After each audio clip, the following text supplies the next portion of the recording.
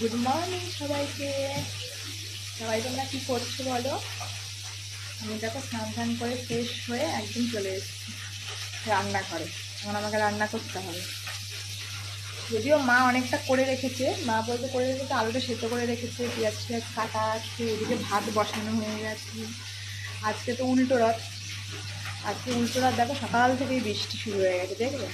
এই দেখো, এই দেখো সকাল থেকে বৃষ্টি হয়েই যাচ্ছে, বৃষ্টির শেষ নেই। কিছুতেই বৃষ্টিটা বন্ধ হচ্ছে না। উল্টোরাতে সবাই বলে বৃষ্টি হয়, উল্টোরাতে নাকি বৃষ্টি হয় না মা? উল্টোরাতে বৃষ্টি হয়। আজকে আজকে আমাদের হচ্ছে ভোলা মাছ এনেছে, বাবা ফ্রিজে ছিল মাছটা, এখন ওই বের করে সে ভোলা মাছ রান্না হবে।